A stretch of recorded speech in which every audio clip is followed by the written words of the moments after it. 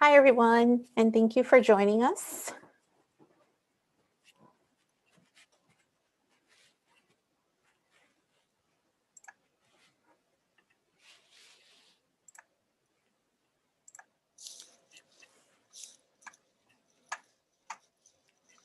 We're going to briefly introduce our center as everyone is settled in. Welcome to today's webinar on beating the stigma of mental illness.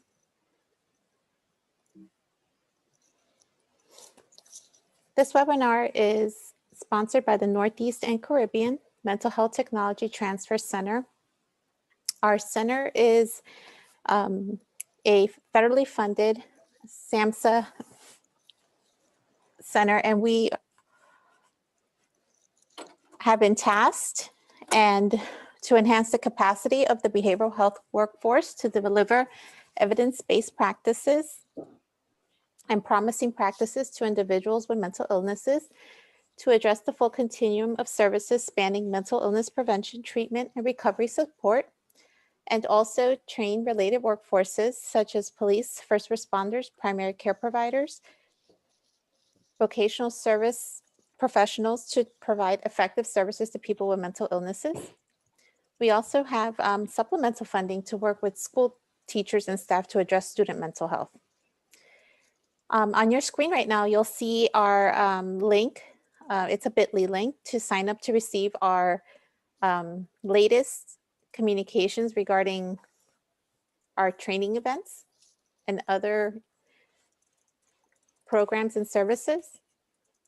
I will also include this link in the chat box as we move along in the webinar. I also want to let everyone know that we value your feedback. Our funding comes from SAMHSA, which requires us to evaluate our services. So we appreciate your honest feedback about this event. Everyone will receive a evaluation link at the end of the webinar. And also you can also see the survey using your QR code reader, and we will also share that code at the end of the webinar. All feedback is anonymous, and so please feel free to contact us if you have any further questions. We also want to let you know that this webinar will be recorded and posted to our website, along with everyone will receive a certificate of completion, and as well as a link to our presenter slides. Throughout the webinar, our presenter may pose questions to you. So we ask that you either use the chat feature. You can also control who sees what you post. So you can choose either all attendees or panelists, or you can also use the Q&A feature located at the bottom taskbar. This presentation was prepared for the MHTTC network under a cooperative agreement from the Substance Abuse and Mental Health Services Administration. All material appearing in this presentation, except that taken directly from copyrighted sources, is in the public domain and may be reproduced or copied without permission from SAMHSA or the authors. Citation of the source is appreciated. Please don't reproduce or distribute this presentation for a fee without specific written authorization from the Northeast and Caribbean MHTTC. This presentation, again, will be recorded and posted on our website.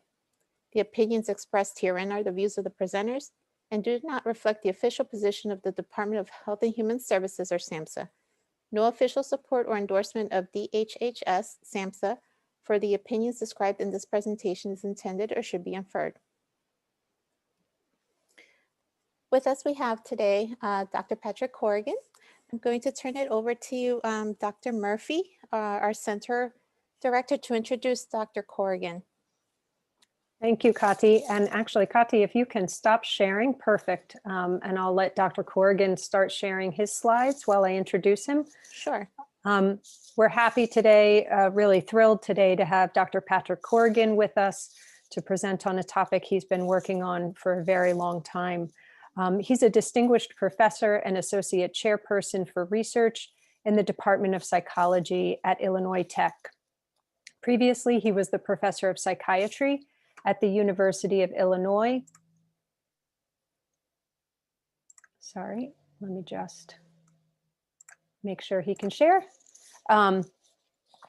He was a professor of psychiatry at the University of Chicago, where he directed its Center for Psychiatric Rehabilitation. Patrick is the Institute of Translational Medicine's Illinois Institute of Technology affiliate leader. He's the principal investigator of the National Consortium for Stigma and Empowerment, a collaboration of investigators and advocates from more than a dozen institutions. The National Consortium's research has been supported by NIH for more than 20 years. He also heads projects examining integrated primary and behavioral health care in a health disparities framework, supported by funders PCORI and NIMHD. He's written more than 400 peer-reviewed articles, is editor emeritus of the American Journal of Psychiatric Rehabilitation, and editor of a new journal published by the American Psychological Association called Stigma and Health. Dr. Corrigan has authored or edited 17 books, with the most recent being The Stigma Effect, published by Columbia University Press. He also headed the team that developed the Honest, Open, Proud series of anti-stigma programs that I think we might hear about more today.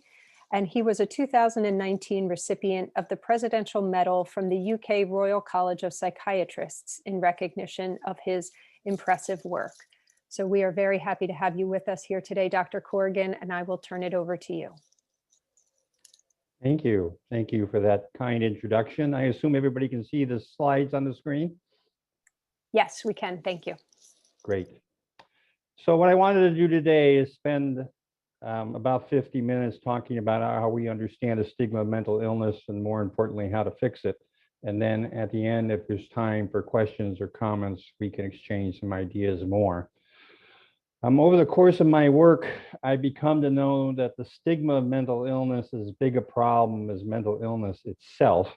And so just as people in recovery-oriented services try to figure out ways to help the individual meet their goals, so people pushing for anti-stigma approaches are trying to figure out ways to get community to be more accepting of individuals with the mental health label. And so we don't have to work very hard to know what is the stigma of mental illness. It's a disrespectful image, frequently showing people as dangerous. And we don't have to work really hard to know what the mental health, public health agenda is. We need to figure out how to stop it.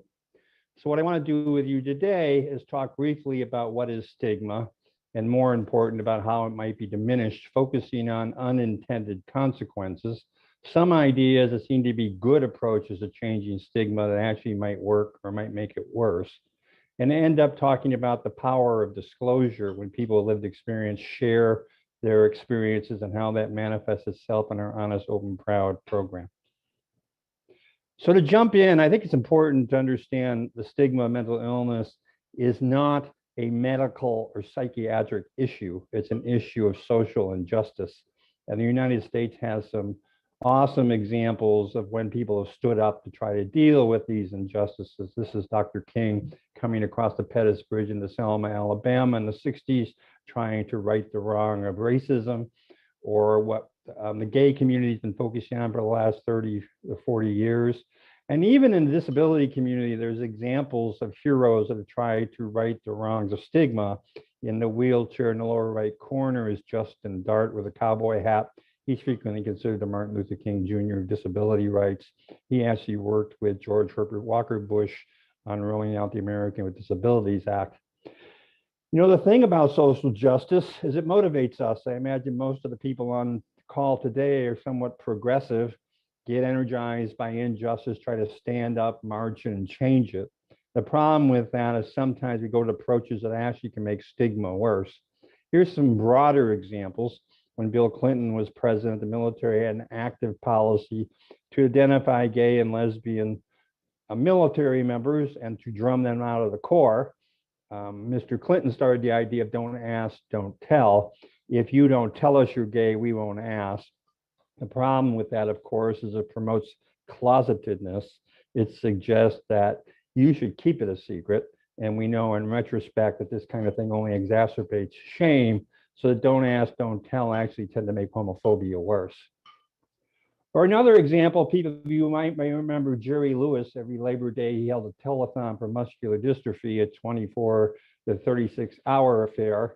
His goal was trying to reframe muscular dystrophy into an illness that people would step up and address. In the process, sometimes he would get into unintended approaches towards stigma.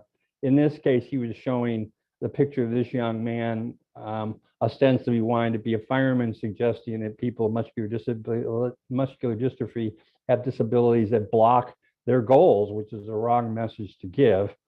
On top of that, Mr. Lewis, after 24 hours, he kind of tired, make unintended statements. One of his more famous ones is referring to people with muscular dystrophy as God's goose. And so we realize that these unintended approaches to changing stigma and righting the perception of a group need to be replaced. They need to not be replaced with the idea of pity. We don't promote getting rid of stigma by pitying this young man and his leg braces. Instead, it's a call for parity. We address the rights of people with serious mental illness, not with pitying them and giving them resources, but understanding they have parity and therefore have a right to these resources.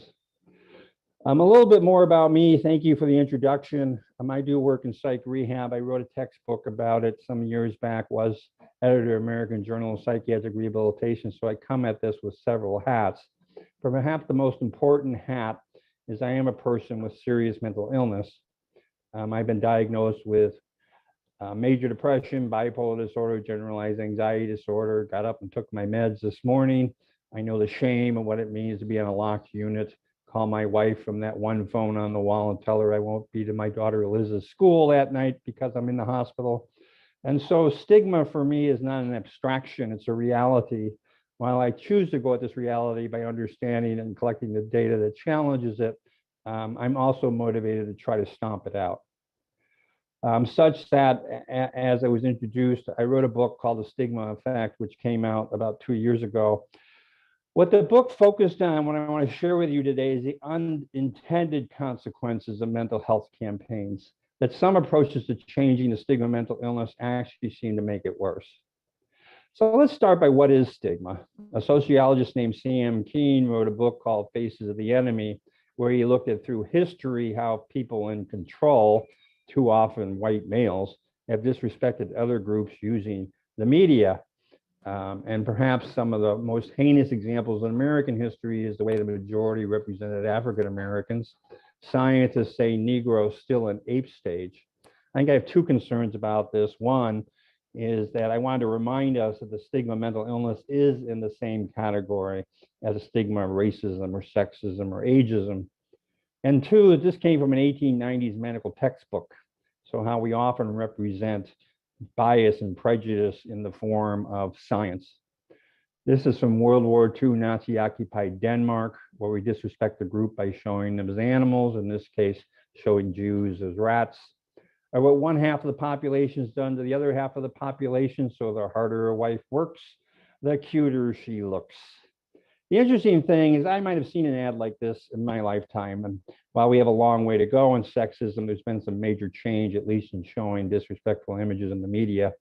Not show with mental illness. All you need to do is listening to talk radio when they talk about wackos and psychos and nuts, and you know the stigma continues to be well. What is a stigma of mental illness? Perhaps the big one is the view that we're all homicidal maniacs or we're dangerous. So you see it in the movies. This is Freddy Krueger from Nightmare on Elm Street, the most popular cinematic maniac since Darth Vader, or Jason from Friday the 13th, Part 3. You see it in newspapers, like freed mental patient kills mom, or get the violent crazies off of our streets. Now, you know, these are tabloids. This is what they do. It's not right, but this is how they get your attention when you're standing in line at the supermarket. This actually comes from a very respected weekly in Chicago called The Reader. It's a story about the gentleman on the left who was a physician in drug-induced psychosis, murdered his wife, was found not guilty by reason of insanity and sent to Elgin State Hospital for probably 10 years to serve out a sentence. At the end of that time, was about ready to be returned to the community. Ted Klein, the author of this article, wrote a balanced view of what it was all about. But the editor put this headline on here, "Is this man a monster?" And he ended up spending even more years in Elgin. You see in advertising, this software could get you committed. Crazy Eddie's Record Asylum. To offer these deals, we have to be committed. Maniac out of control. Or this is from a billboard outside of Washington, D.C., lobster lunacy. Now, you might say at this point, aren't we just being a little politically correct? I mean, come on, lighten up a little bit. We're just trying to be humorous. Of course, that's what we used to say about this. The chef does everything but cook. That's what wives are for.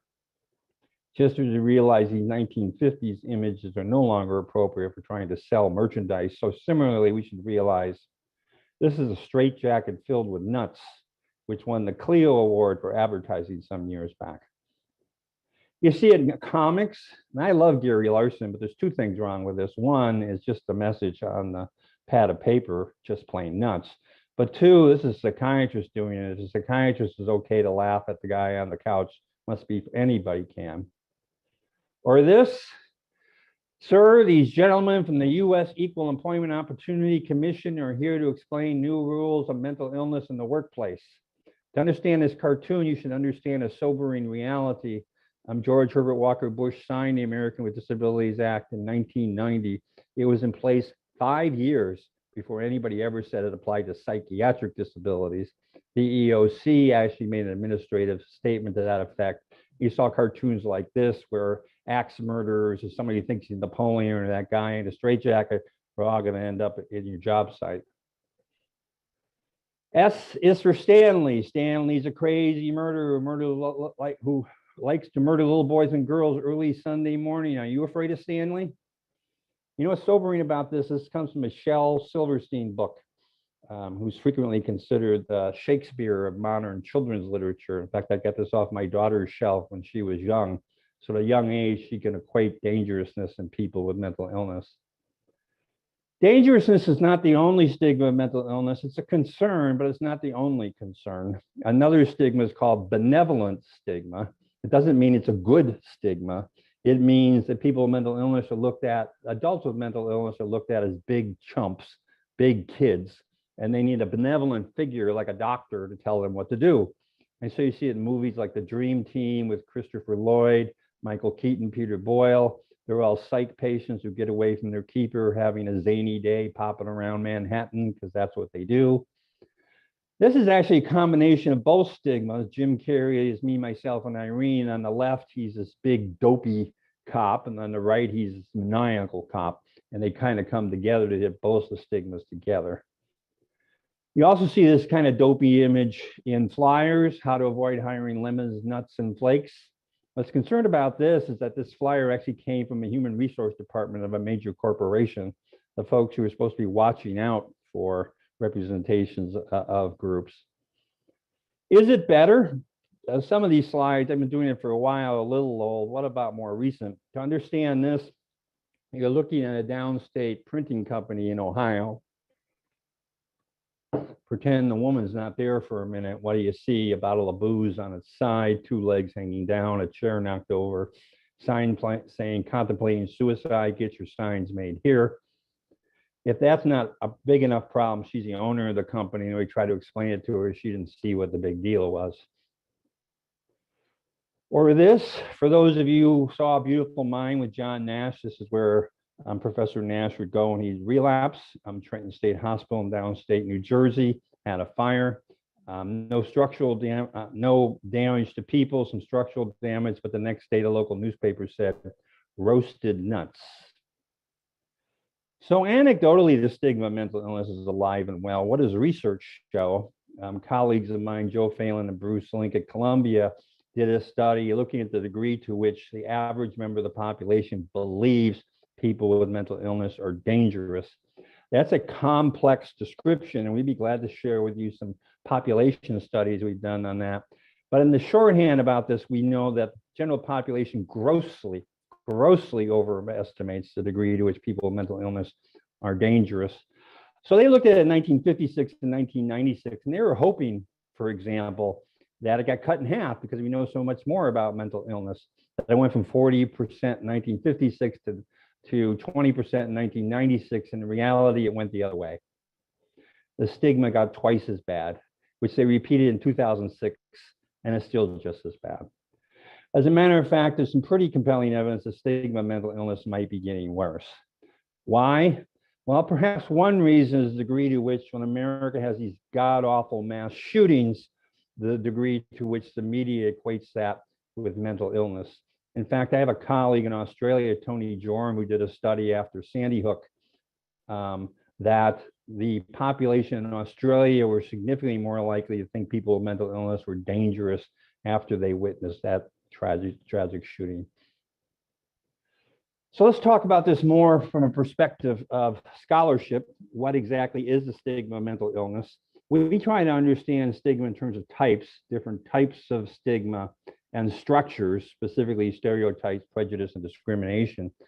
Stereotypes, structures describe all sorts of stigma, race, gender, age, and of mental illness. Let me share with you a stigma I'm well aware of, the idea that all Irish Americans are drunks who neglect their family. Stereotypes are unavoidable. You live in a culture, you learn them. Prejudice is agreeing with it.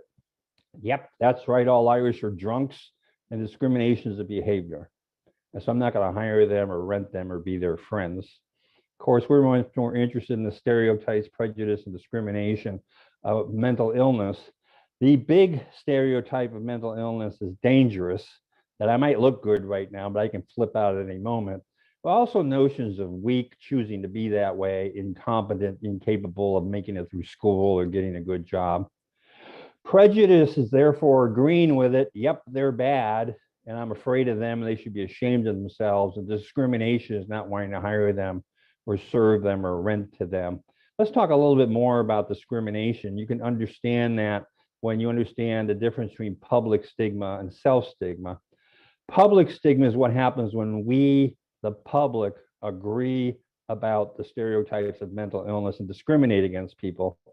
And as a result, their opportunities of social inclusion are diminished.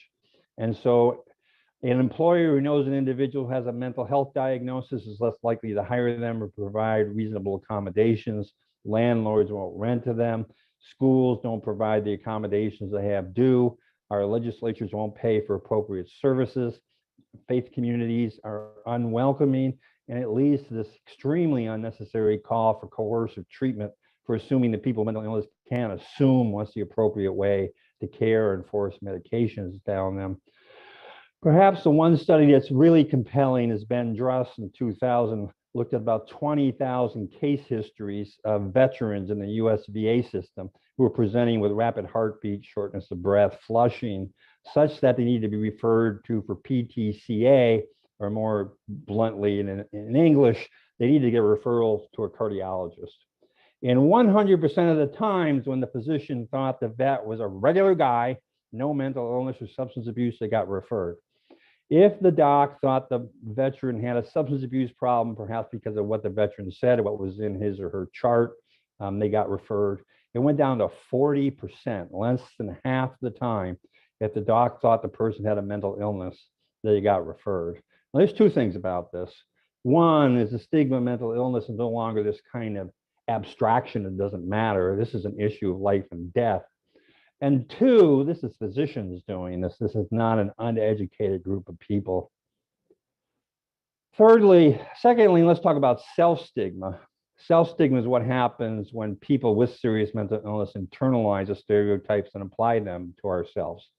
So for example, if I agree that I'm dangerous or weak or incompetent, it undermines my self-esteem, thinking I'm not a worthy person, or undermines my sense of self-efficacy, thinking I'm not able to do things, leading to what we call the why try effect.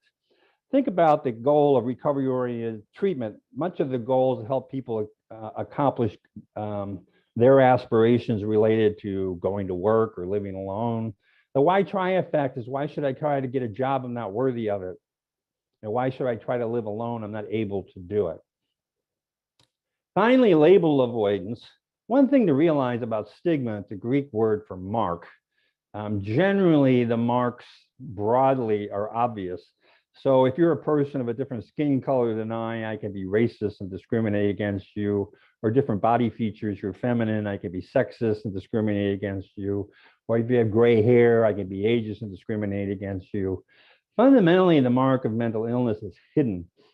In some ways, it's the exact same thing as the mark of the LGBTQ community. Such that there's a lot of comparisons to that. Let me be clear right now, I am not saying LGBTQ is a mental illness. As a matter of fact, one of the more harmful things psychiatry ever said is that just as the experience of stigma in LGBTQ community and mental illness is similar, so if there's not an obvious mark in mental illness, how do you stigmatize someone? The way you stigmatize them is with the label. And the way you get the label is you get seen coming out of the doctor's office. So, hey, there's George coming out of the doctor's office. He must be nuts. And all of a sudden, everybody disrespects him. And the way George gets away from that is he stops seeking care. In fact, research is pretty consistently compelling that about half of people with all mental illness won't go into treatment, will avoid the label in order to avoid the stigma. Now, there's many reasons why they won't seek care, but stigma is clearly one of the big reasons. You know, erasing stigma is a goal, but it's not enough. And you know who's talked about this well was Lyndon Johnson, who in June 1965 passed the Civil Rights Act trying to eradicate racism in the United States. And soon after at Howard University, which is historically Black university, during commencement, he said this. He said about racism, you do not wipe away the scars of centuries by saying, now you're free to go where you want, do as you desire, and choose the leaders you please. He said you further resolve racism by promoting affirming attitudes and actions. So it's not enough to just stop thinking people with mental illness are incompetent or dangerous or to blame for their problems. We need to approach affirming attitudes.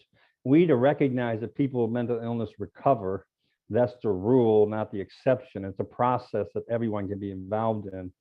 And that in doing that, their goals, their interventions should be those self-determined by them. Attitudes, again, are not enough. We need actions. Reasonable accommodations is existing legal actions that require businesses, for example, to make sure they provide opportunities for people with mental illness to be successful on the job site. And community supports. Governments need to pay for community services so people can be active in their communities. As I said, the goal is to try to stop stigma. And the problem with that is it frequently leads to unintended consequences. So what I want to do is talk about the unintended consequences of 3 ways of trying to stop public stigma: protest, education, and contact. Protest is the idea of just stop saying the words, just stop having those beliefs.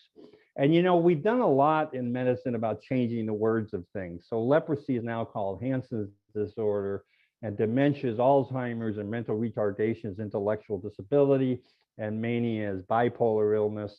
Matter of fact, a lot of this has gone in the mental illness space. Japan went from Seishin Banetsu Byoga Togo Shitko Sho, which translates from mind split disease to integration disorder, which Japanese will tell you the former being very disrespectful and the latter less so. And people in Korea and Hong Kong and Singapore and China all have done this. Such that it's been ready-made labs to see what happens when you change the words.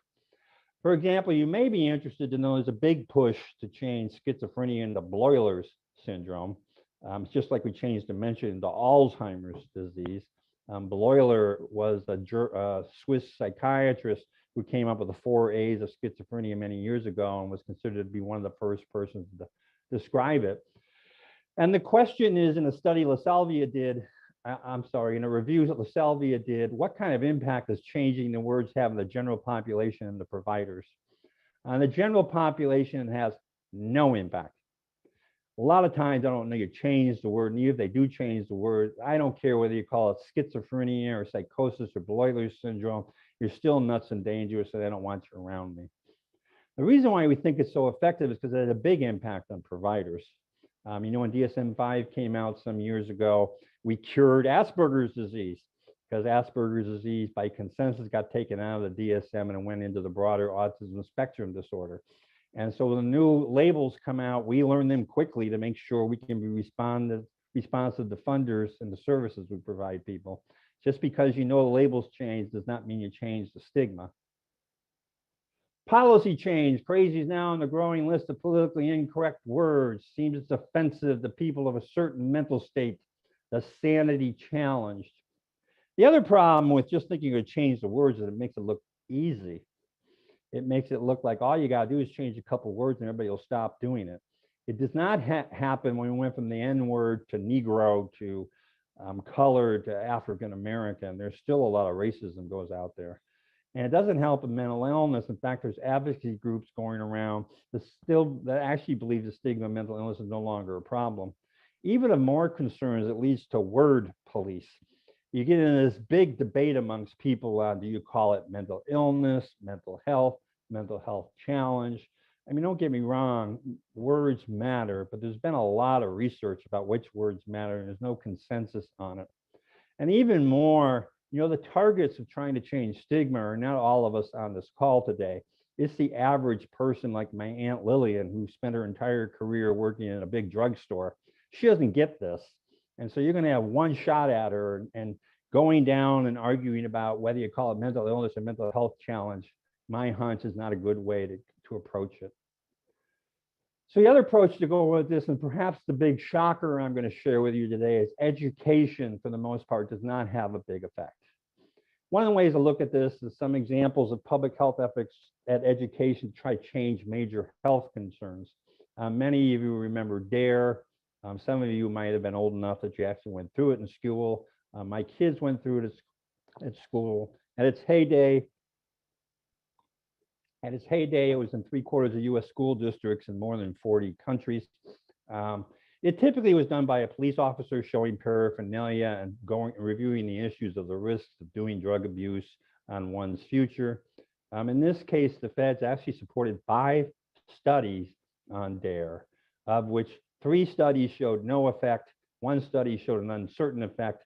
1 study showed a significant difference. There was a significant difference between kids who went through DARE and kids that did not. Those who went through DARE were more likely to use drugs and alcohol at follow-up.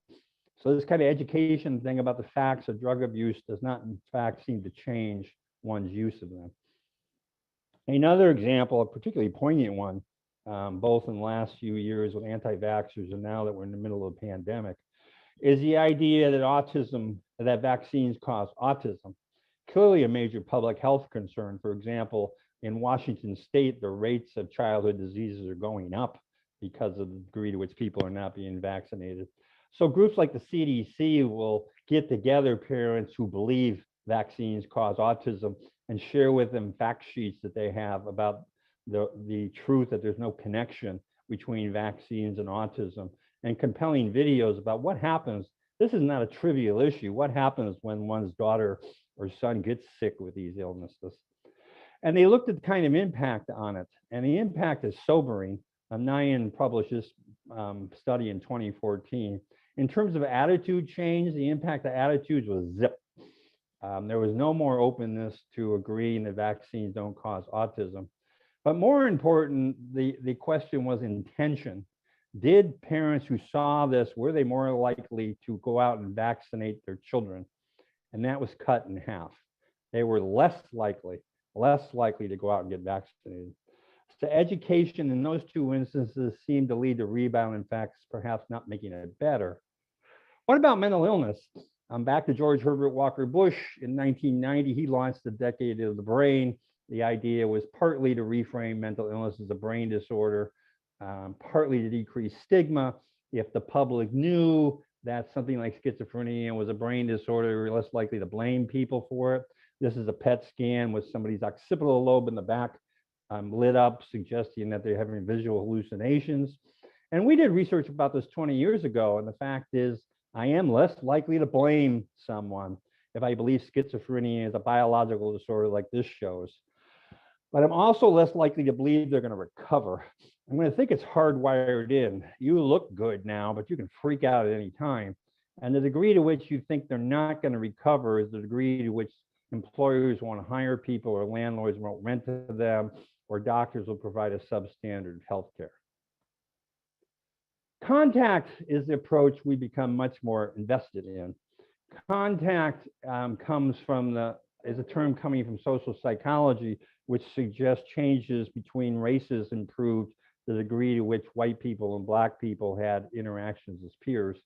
In the mental health side, we'll do contact in our research using Bob Lundeen.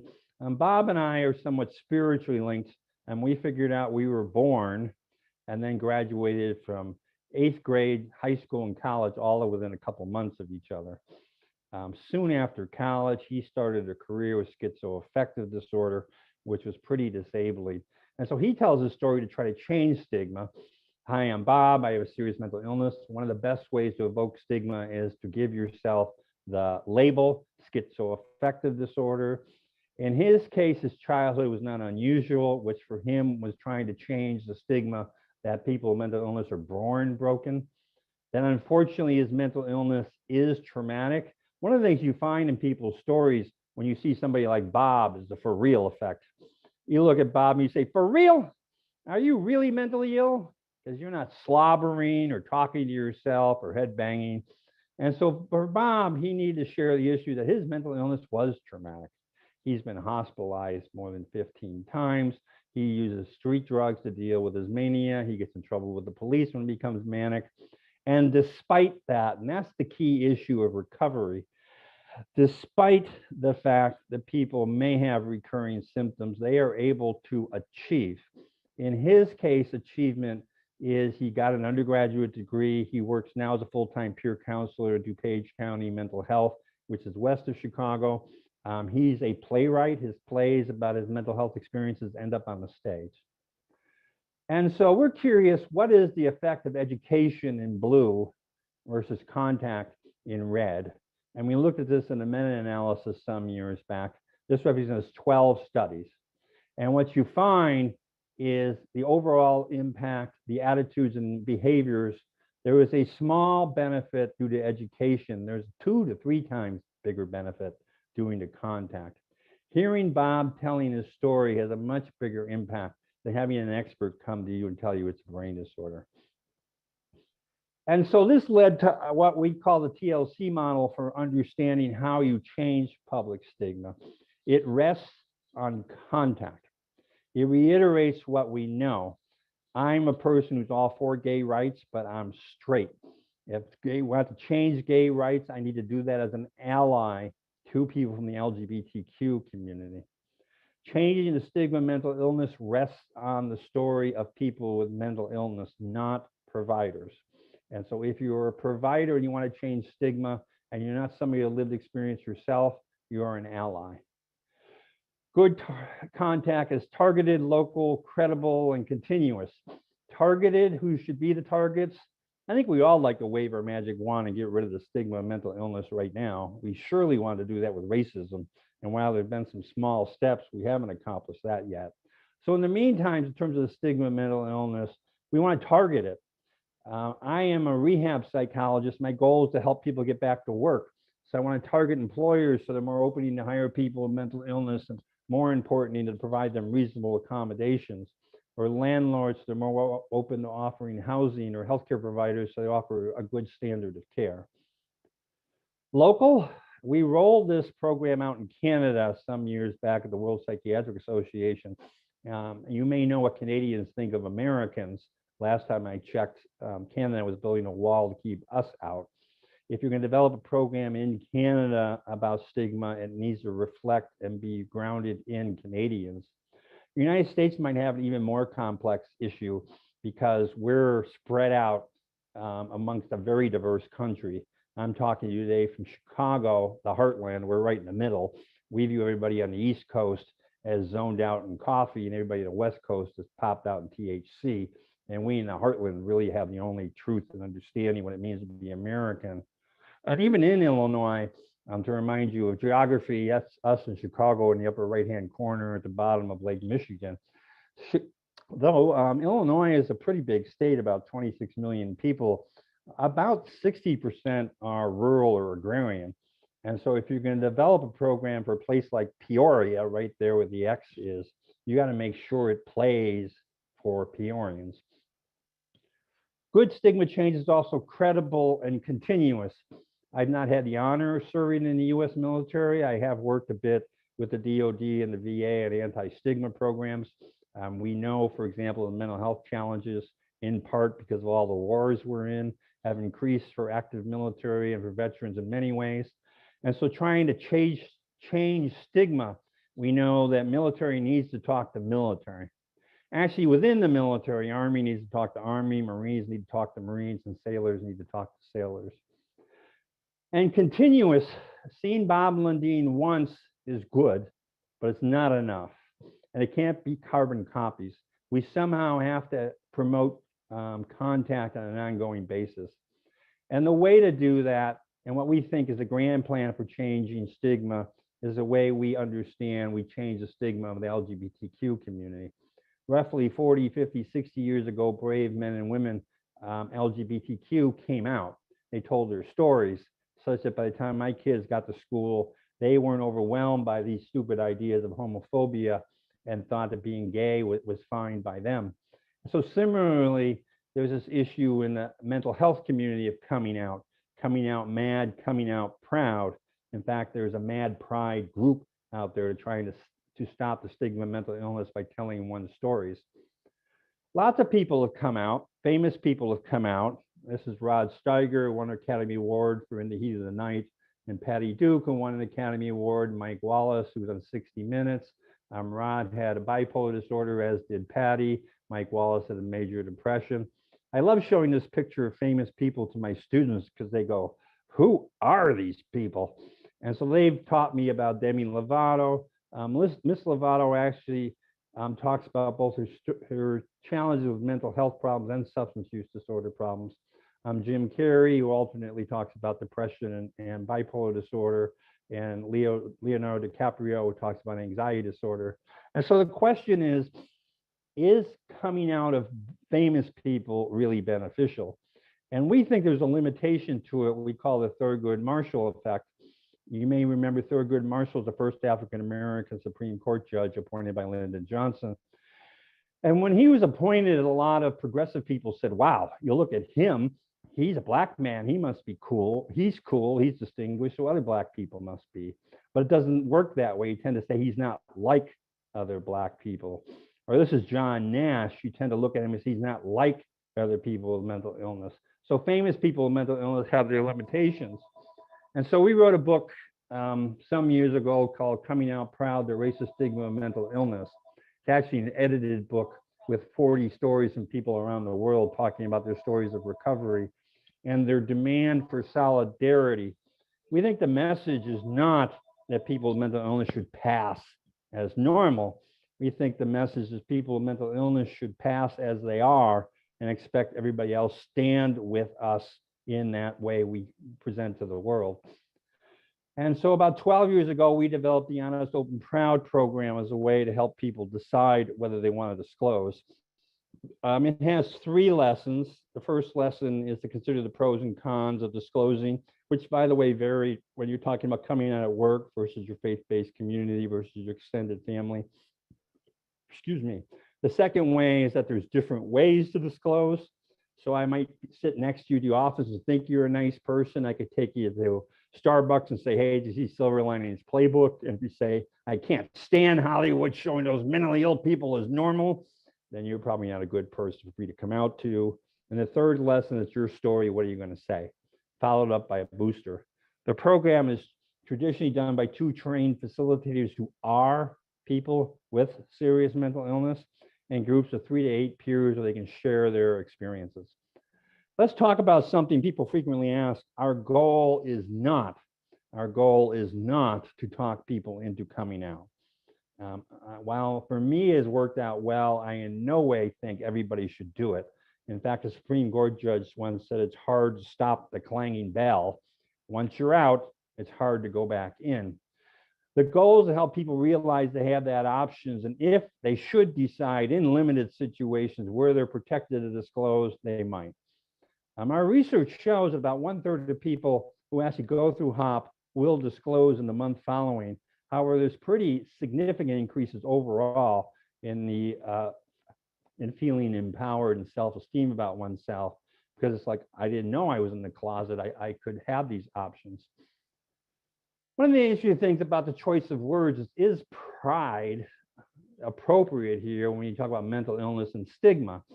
Well, pride evokes 2 issues. One is accomplishment. What have I accomplished in terms of, and second one of who I am. part of my identity in terms of disclosing. I am proud, despite some of the major hurdles in my life, I was somehow able to get through school and put a professor before my name. I absolutely do not want to give the idea that you've only accomplished and you met some sort of standards like this. Everybody has goals at different levels, and anybody, even in pursuit of those goals, are accomplished. I still think when I'm able to overcome recurrences of my disability and be effective, that's as a big accomplishment as anything else I've done.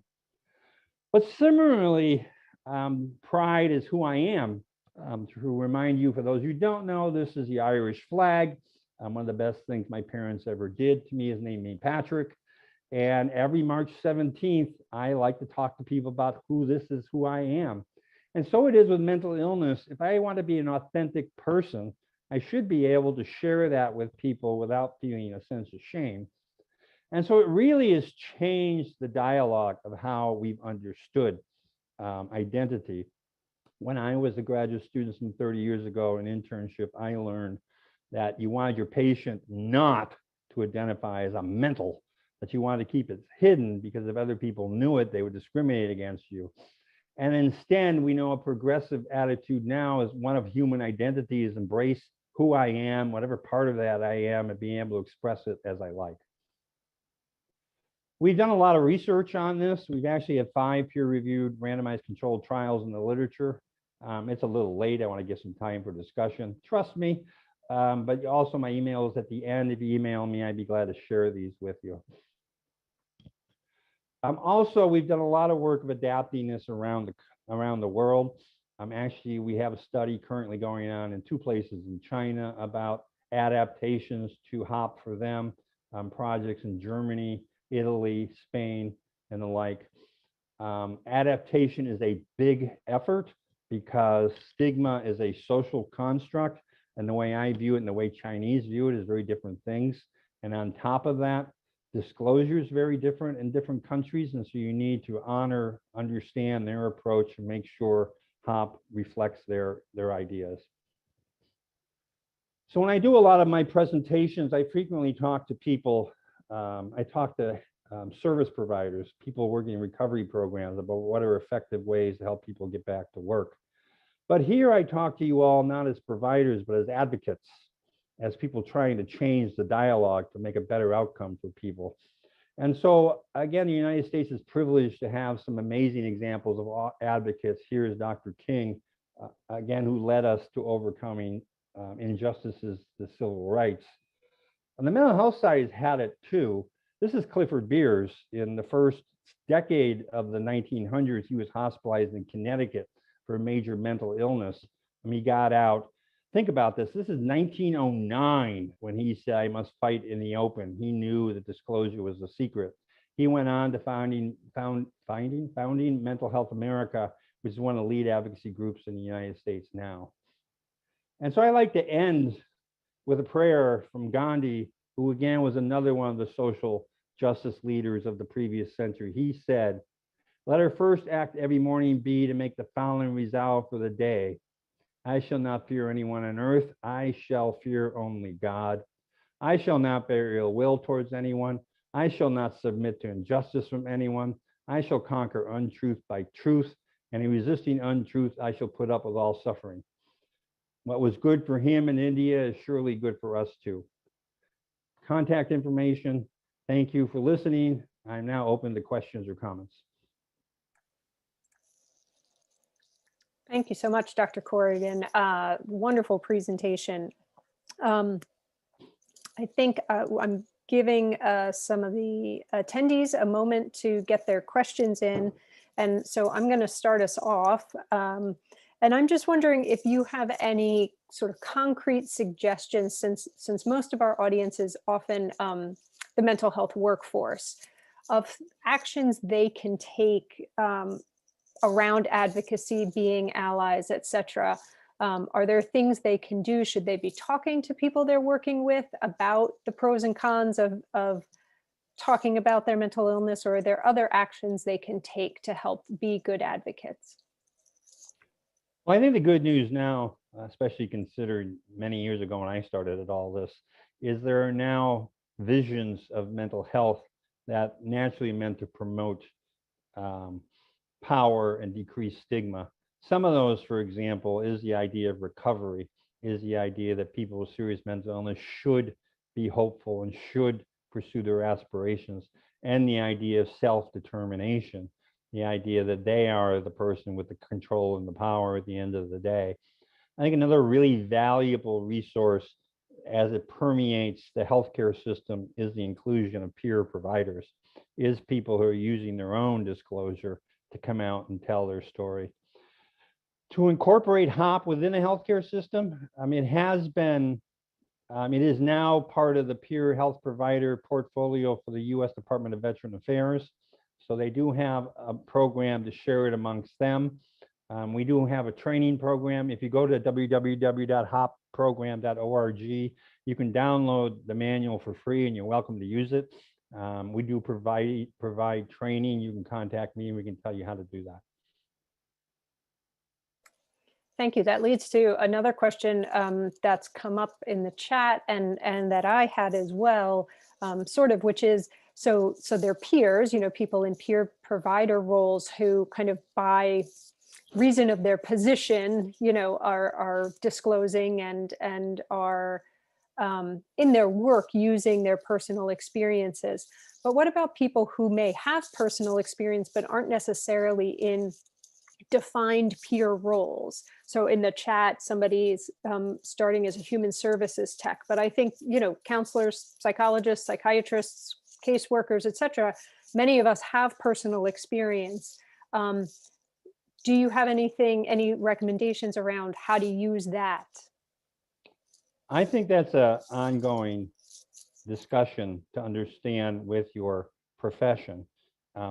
Erroneously, some professions have said you shouldn't share your private experiences. And I think that is a wrongful idea. But if you are in a profession like that, you need to be mindful of it. I think the general rule I always ask myself, again, I shared with you, I have a pretty significant mental illness.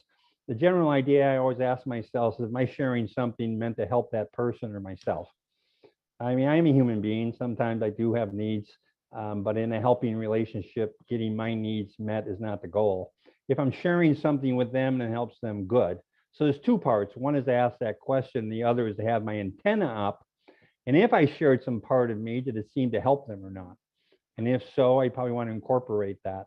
But you're right. There are people who have decided to identify themselves as peer supporters, but the rate of mental health is huge. Matter of fact, I like to say everybody has mental health challenges. Some people are disabled by it. And who is a provider? I would never be so bold as to say, who's a peer? I would never be so bold as to say, I'm going to decide whether you're a peer or not. If your life experiences make you a peer, you're in that category. Thank you. That's an important point, I think. We have lots of questions coming in and there's just a few more minutes. So let me see if I can get through some. There's a question about the model of using contact as a way to decrease stigma, about whether that's been used in schools. And do you know anything about that research? Is there evidence of impact on both teachers and other student perceptions? So I can tell you there's a general problem with doing research in schools, which is human subject protections. So the minute I try to do a study in somebody under 18, I have to get parental permission, which makes it harder. That said, if you go to the HOP website, there is a HOP program for high school students. Anecdotally, and this is purely anecdote, we tend to be a bit more excited and pleased about how it goes with high school students, because they kind of come at this like I did about gay, what's the big deal? This is part of who I are, more power to you. Is there research yet on whether that works with high school students? We don't know. If anybody wanted to do it, contact me. I'd be glad to brainstorm with you. But again, it's a big hurdle working with high school students, or for that matter, younger people. Right. There's another interesting question, I think, here about any research that explores whether self-identifying as a person with mental illness impacts their recovery. So our research clearly shows feeling ashamed of yourself. Internalizing self-stigma undermines recovery. And so one of the best ways to do that is to add your recovery story as part of your identity. Now, whether you have to disclose that or not is kind of mixed. But one of the things about HOP is it just helps you formulate your identity of a person with mental illness as an okay, accomplished, proudful thing. So I do think the degree to which we replace any story of shame with a story of accomplishment, hope, recovery is a step in the right direction. Thank you. We also have a question about whether the HOP program is available in Spanish. It is. It's been translated into, I'm pausing for a minute. So, you know, habla español un poco. You know, there is more of a Spain Spanish and a American Spanish. I know for sure it's been translated into Castellon. I think it's been translated into Spanish for the American side of the world. If you email me, I'll ask my staff and we'll get that to you. It's been translated into Chinese, German, Dutch, and Italian and Hebrew. Keep in mind, each one of those is about a year-long process because it's not just an issue of transposing the words. It's an issue of Hebrew thinks about this stuff very different than the Westerners who put the original thing together. So we actively encourage them. So the Chinese are in the middle of a study right now, and they're keeping track of how they adapted HOP for their perspectives on not only mental illness stigma, but disclosing. Right, the cultural adaptation in addition to the actual language translation is important. Correct. Mm-hmm. We are just at the top of the hour, and I want to make sure to respect everybody's calendar. So again, Dr. Corrigan, if you could just advance the slide one more. Oh, no, that's your last slide. That's never mind. Sorry. My apologies. Thank you so much for all the attendees. We're already getting some fantastic feedback. We appreciate it. If you can follow the link that Kati is going to put in the chat here to complete the survey, we would appreciate it. We do use that feedback to inform our activities going forward. And again, I just want to thank you, Dr. Corrigan, for this really critical information and really the application of it, which I think is so important. So many people have an idea of it, but aren't sure what to do to try and combat it. So thank you for that and for all the work you've done over the many years on this critical topic. So thank you, and thank all of you who attended. We appreciate it. Thank you.